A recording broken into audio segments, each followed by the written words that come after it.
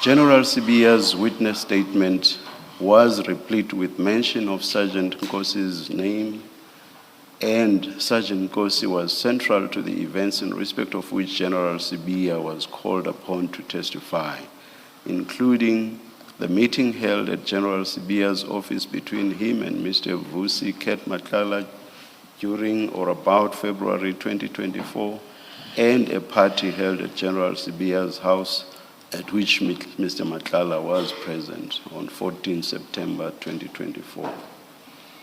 This led to numerous references to witness F in General Sibiya's testimony.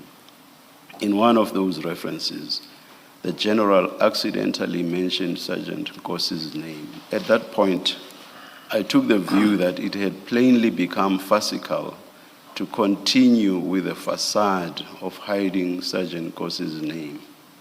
Thus, I directed that Sergeant Nkosi's name should henceforth be mentioned without qualification.